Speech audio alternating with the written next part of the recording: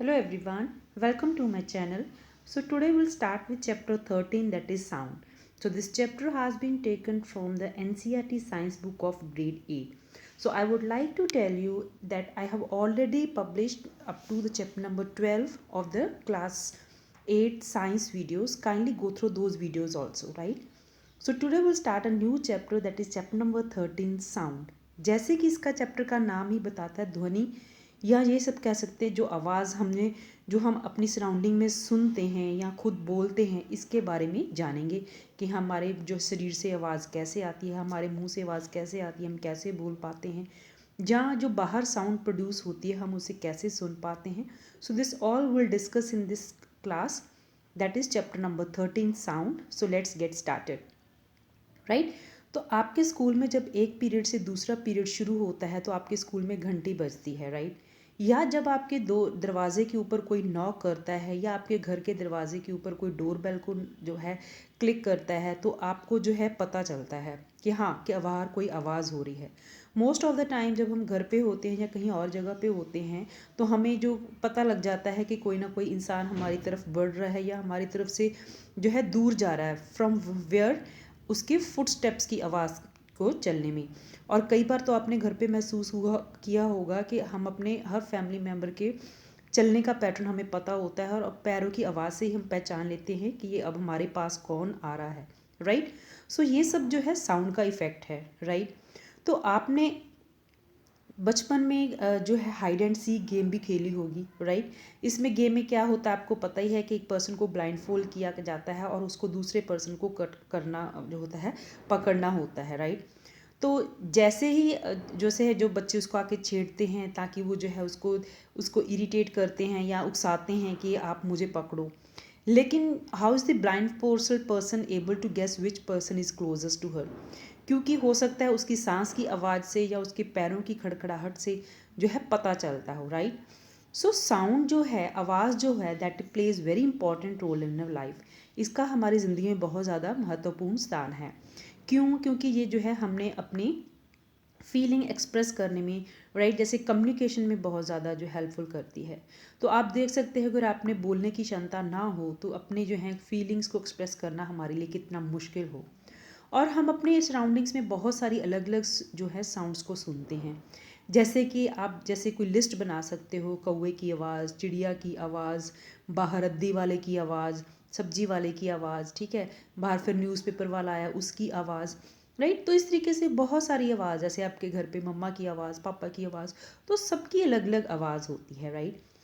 और जैसे कि आप अपने स्कूल में म्यूज़िक रूम में आपने देखा होगा, there are so many musical instrument जैसे कि फिगर 13.1 में दिखाई गई हैं. जैसे कि बांसुरी है, सितार है, तबला है, हारमोनियम है. इन सब का आवाज़ जो होती है, साउंड जो होती है, अलग अलग होती है. तो ये साउंड कैसे प्रोड्यूस होती है और ये एक जगह से दूसरी जगह तक कैसे चलती है और हमको आवाज़ कैसे सुनती है, राइट. और कुछ चीज़ों की आवाज़ दूसरी चीज़ों से आवाज़ ऊंची क्यों होती है, ये सब इन चैप्टर के में जो है हम आज डिस्कस करेंगे. तो बात करें जो साउंड होती है, that is produced by vibrating body. Vibrating body, जैसे कि अगर है आप touch the school bell when not in use, जैसे आपके घर जो स्कूल पे स्कूल बेल है, घंटी है जो अभी यूज़ में नहीं है, राइट. सो आपको क्या टच करके उसको क्या फील होगा? As such you can't feel anything, right. अब जो है आप उसके ऊपर ज़ोर से जो है उसके घंटी बजाएं, right. Again touch it when it producing sound, can you feel it vibrating? आपको लगेगा कि ये इस तरीके से जो है वाइब्रेटिंग कर रही है. So you can feel it, right. जैसे कि आपने जाना in class 7, to and fro और back and forth motion of an object is called vibration. तो वाइब्रेशन क्या होती है? टू एंड फ्रो और back and forth motion of an object is called vibration, right. So when a tightly stretched band is plucked, जैसे कि आपके पास एक रबड़ है जो हेयर बैंड वाली रबड़ होती है, उसको आपने टाइटली स्ट्रच किया है, तो आप उसको प्लग करोगे तो वो भी वाइब्रेट करेगी और वो जो है साउंड देगी, राइट. तो जब वो वाइब्रेटिंग करना बंद कर जाएगी वो साउंड नहीं प्रोड्यूस करेगी, राइट. तो इससे हमें ये पता चला, we see that a vibrating object produces sound. कोई भी ऑब्जेक्ट जो वाइब्रेट करता है वो साउंड प्रोड्यूस करता है. In some cases the vibration are easily visible to us, but in most cases their amplitude is so small that we cannot see them. However we can feel them. कुछ चीज़ों में जो है vibration जो है visible होती हैं हमें, कि हाँ इसकी आवाज़ बहुत ऊंची है, हमें इसकी वाइब्रेशंस जो हैं हमें दिख रही हैं। लेकिन कुछ चीज़ों में जो है उनका एम्पलीट्यूड इतना स्मॉल होता है कि हम उसको देख नहीं सकते, so we just can feel them, right.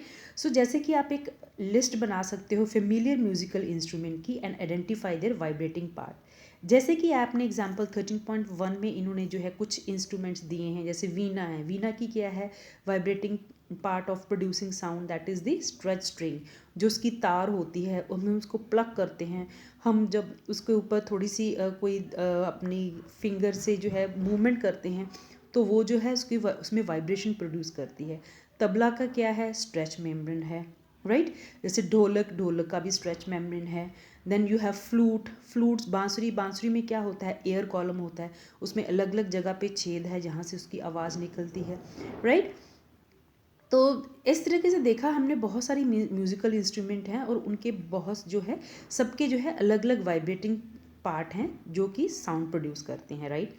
Many of you might have seen the मंजीरा। मंजीरा क्या कहते हैं, सिम्बल्स होते हैं, जैसे आपने मंदिर में घंटियाँ देखी होंगी, जैसे कि 13.6 में उन्होंने एग्जाम जो है पिक्चर दी है। मंजीरा होती है द घटम, जैसे कि ये घड़ा, इसकी एग्जाम्पल दी है 13.6 में। And the nooth, mud pots and करताल, these musical instruments are commonly used in many parts of country। यहाँ पे जो आपको क्वेश्चन पूछा जा सकता है, यहाँ पे आपको म्यूजिकल इंस्ट्रूमेंट दी जा सकती है और उसका जो है वाइब्रेटिंग पार्ट पूछा जा सकता है कि उसका कौन सा पार्ट है जो साउंड प्रोड्यूस करता है, right. So you must remember the name of the sound producing part of that musical instrument, right. तो these instruments are simply beaten और स्ट्रक। इन चीज़ों के ऊपर आप जब कोई उसको बीट करते हो या कोई चीज़ से उसके साथ टकराव करते हो तभी जो है आवाज़ आती है। Can you name a few other musical instrument of this type, you too can make a musical instrument. आप खुद का भी जो है म्यूजिकल इंस्ट्रूमेंट बना सकते हो। When we pluck the string of an instrument like the sitar, जब हम सितार की जो स्ट्रिंग है उसको प्लग करते हैं, the sound that we hear is not only of the string, वो आवाज़ सिर्फ उसकी तार की नहीं होती है, the whole instrument is force to vibrate and it is the sound of the vibration of the instrument that we hear. तो वो अकेली तार की आवाज़ ही नहीं होती है, जो जितना भी इंस्ट्रूमेंट होता है वो पूरा वाइब्रेट करता है और उसी साउंड की वाइब्रेशन की साउंड को जो है हम सुनते हैं। Similarly when we strike the membrane of mridangam, जैसे हम मृदंगम के मेम्ब्रेन को स्ट्राइक करते हैं, the sound that we hear is not only of the membrane but of the whole body of the instrument. जैसे हम मृदंगम के ऊपर स्ट्राइक करते हैं उसके मेम्ब्रेन के ऊपर, तो वो सिर्फ अकेले मेम्ब्रेन की ही आवाज़ नहीं होती है, वो पूरे जो मृदंगम की बॉडी है वो वाइब्रेट करती है and then we are able to hear that sound, right. तो जो है the activity of this chapter you will see in the next video. Till then you stay tuned and thank you so much for watching.